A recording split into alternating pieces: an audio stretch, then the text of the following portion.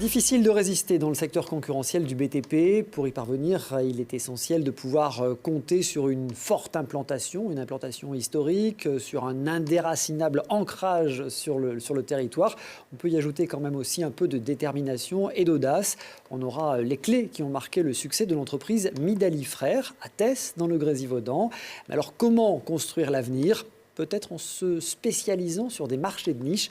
On voit ça avec Nicolas Midali, le PDG de Midali Frères. Bonjour. Bonjour. Merci beaucoup d'avoir accepté notre invitation. Vous êtes la 4e génération à la tête de l'entreprise familiale. Quelques chiffres pour présenter l'entreprise. Je parlais de 120 collaborateurs. 120 collaborateurs, oui, 15 millions de chiffre d'affaires et multimétiers tels que canalisateurs, réseau humide, réseau sec, les terrassements et maçonnerie génie civil. Et on a 2 petites activités à part qui sont l'affermage de réseau là, pour les communes et un centre de retraitement de matériaux. Là. Donc, alors, on va découvrir tout ça tout au long de cette émission. C'est TVM Matériaux. TVM, c'est ça. Un mot quand même sur les collaborateurs, parce que j'ai vu qu'il y avait un fort engagement dans l'apprentissage. Ça nous permet de faire une petite parenthèse sur l'importance de l'apprentissage.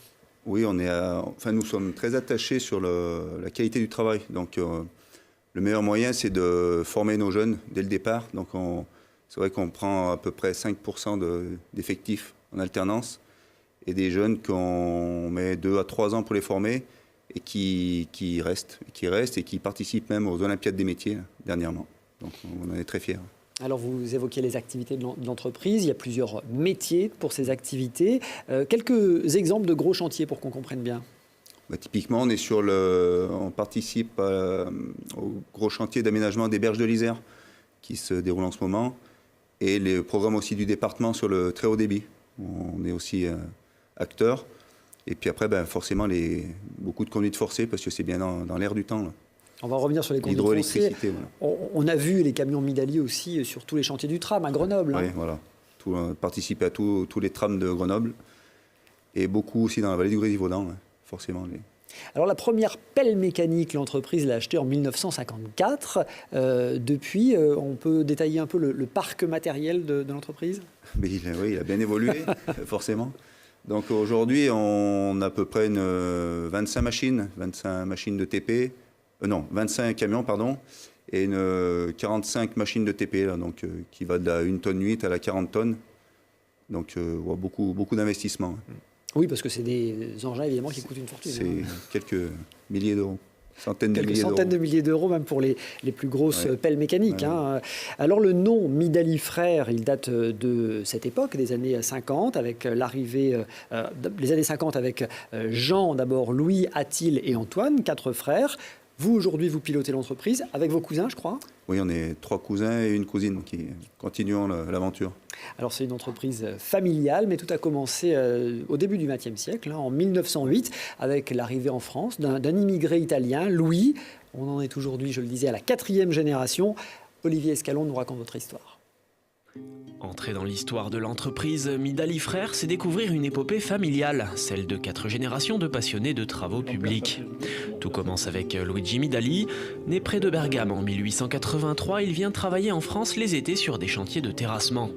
Il s'installe de notre côté des Alpes en 1922 et continue l'activité aidé de ses 4 fils. Au tout début, il faisait des routes. Partout, il faisait les terrassements, parce qu'à l'époque, c'était tout à la main, avec des wagonnets. D'ailleurs, quand ils sont venus à Tès en 1936, c'est pour faire la route de Col des Ailles, qui est en dessus, pour la jonction avec la commune d'à côté. Et donc, ils sont installés à Tès. Et là, ils avaient tous 25 ans, 26 ans. Et ils ont trouvé leurs épouses sur place. Du coup, ils sont restés à Tès. Ils sont installés à Tès. Né en France, Jean, le 2e fils de Luigi, prend sa carte d'artisan en 1937 et travaille avec ses frères Attille, Louis et Antoine. De l'activité de terrassement, ils évoluent vers les réseaux d'eau, de gaz et d'électricité. La société marque tout le Grésivaudan de son empreinte. Elle accompagne la création des stations Doris en Noisan et des Sept-Lots, dont elle est actionnaire. Là, on faisait tout. On faisait les terrassements, on faisait les réseaux d'eau, l'assainissement, l'éclairage public, l'EDF, on peut tout faire. Du côté de Grenoble, Midali réalise l'opération Tonnerre qui vise à prendre le gaz à la porte de France et à l'emmener aux 3 tours juste avant les JO de 1968. Beaucoup plus récemment, elle participe au chantier de chaque ligne de tram de l'agglo. Raymond est le petit-fils de Luigi Midali. PDG de l'entreprise jusqu'en 2008, il passe la main à la 4e génération. Son fils Nicolas et ses neveux Julien et Stéphane. Une source de grande satisfaction. Oui, c'est le plaisir de voir qu'on a pu, nous déjà, faire durer l'entreprise et maintenant que nos jeunes continuent et dans le même esprit que nous surtout. Aujourd'hui, la société Midali Frères compte 120 salariés. Elle réalise un chiffre d'affaires de 15 millions d'euros pour 80% dans le Grésivaudan, cœur géographique et historique de l'entreprise. Nicolas Midali, une question que je pose fréquemment quand on a des sagas familiales comme ça, quand on est la 4e génération aux commandes de l'entreprise, on a la pression, on n'a pas le droit d'échouer. On n'a pas le droit d'échouer, mais on nous a laissé le choix, hein. Donc c'est l'avantage. Et on nous a fait confiance, donc c'est important.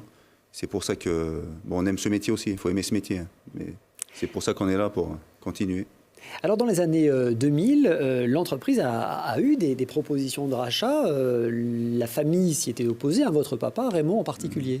Oui, comme toute vie d'entreprise, il y a des hauts et des bas. Et effectivement, après quelques années difficiles, il y avait eu des propositions d'achat. Moi, je venais juste de rentrer dans l'entreprise. C'est vrai que on ne savait pas où on allait. Et voilà, puis ils se sont remontés les manches et ils se sont dit, si on veut nous racheter, on doit pouvoir y arriver. Donc voilà. C'est ça, en disant, si quelqu'un veut racheter, c'est que l'entreprise a de la valeur, on va profiter de cette valeur-là. Et c'est d'ailleurs à cette époque-là que votre papa a créé ce fameux TVM 38. TVM 38, oui, pour redynamiser un petit peu l'activité, puis se diversifier. Hein, c'est ce qui va nous sauver aujourd'hui. TVM, travaux et valorisation des matériaux, expliquez-moi. C'est traitement et valorisation des matériaux, oui. Le principe est de récupérer les matériaux de chantier, hein, et tout ce qui est gravat, et par un mécanisme de criblage et d'ajout d'autres matériaux, on les transforme pour pouvoir les réutiliser après en remblai sur nos propres chantiers. Et aujourd'hui, ça représente, on vend 60% à l'extérieur, hein, à d'autres entreprises. Alors aujourd'hui, l'entreprise mise sur le développement de marchés de niche, comme par exemple l'aménagement de zones industrielles ou la construction de conduites forcées, vous le disiez tout à l'heure. On va comprendre avec Olivier Escalon. Une entreprise ne fête pas ses 80 printemps sans évoluer et s'adapter aux nouveaux défis de son temps. Depuis sa création, Midali Frères multiplie les métiers, terrassement, canalisation, réseau sec, maçonnerie et génie civil. Une stratégie qui s'accentue ces dernières années. En 2000, le manque de matériaux nobles pour la construction commence à se faire sentir dans la vallée du Grésivaudan. D'un côté, la société gaspille des remblais issus de chantiers, de l'autre, elle est dépendante des carriers. Émerge alors une idée. L'idée, nous on fait un métier où on extrait énormément de matériaux du sol et du sous-sol. Et ces matériaux-là étaient mis en décharge et n'étaient pas valorisés ou pas réutilisés. On est parti du principe que ces matériaux-là, on devait pouvoir les réutiliser et il fallait trouver comment. Voilà. Et on a créé ce centre-là après plusieurs mois ou années de recherche. Et on a trouvé des traitements pour valoriser les matériaux. Et c'est comme ça qu'on a appelé le centre TVM 38, traitement et valorisation des matériaux. Les camions viennent décharger leurs déblais de chantier ici à Lancé. Ils sont triés par type, terre, béton ou enrobés, puis retraités pour être utilisés en remblai. 90% des déchets sont revalorisés, ils sont ensuite vendus sur place. Autre évolution notable, le bâtiment clé en main.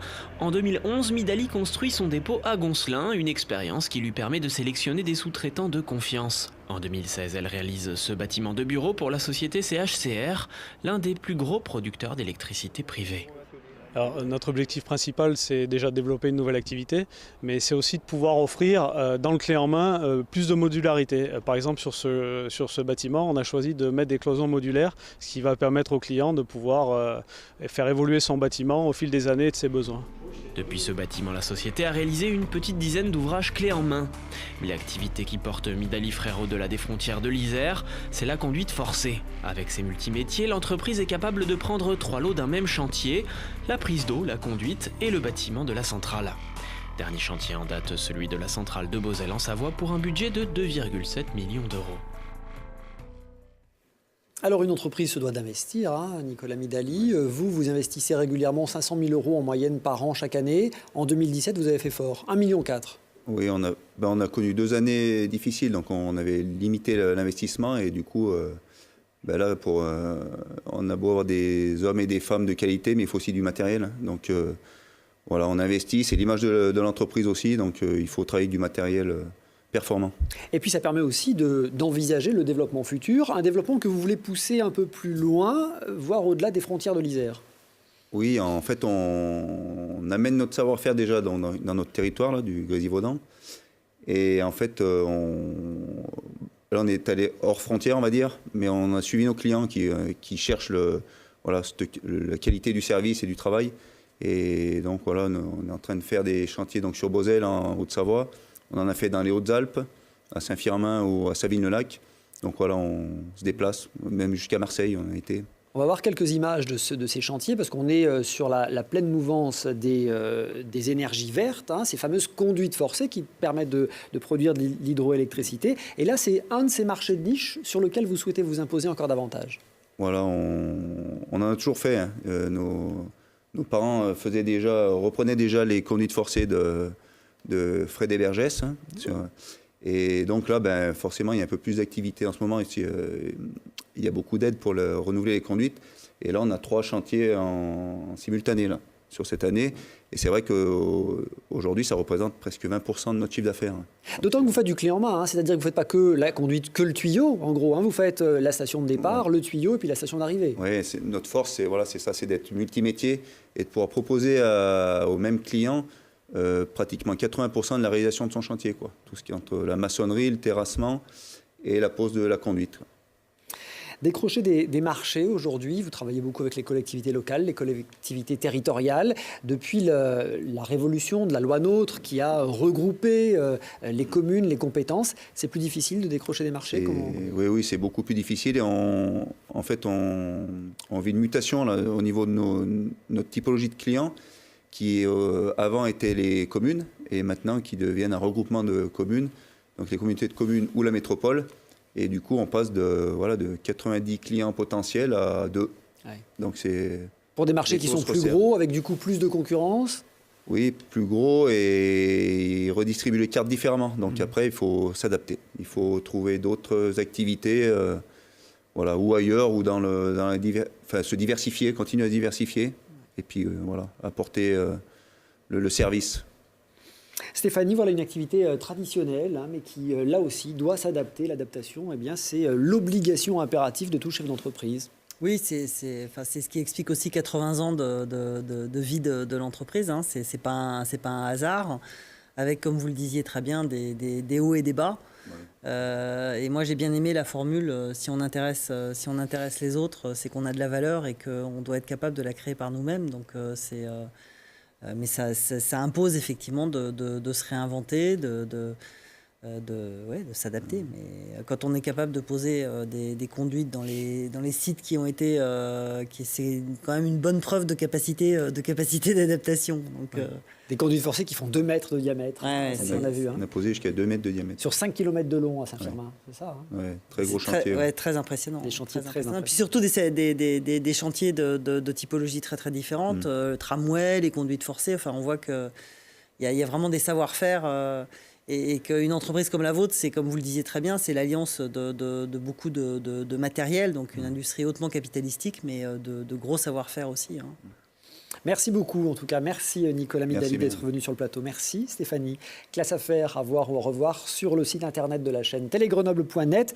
Je vous propose de nous retrouver tout de suite sur les réseaux sociaux et le web avec Stéphanie pour le supplément. Merci à tous de votre fidélité. À très vite pour un nouveau voyage en Classe Affaires dans le club de l'économie en Isère.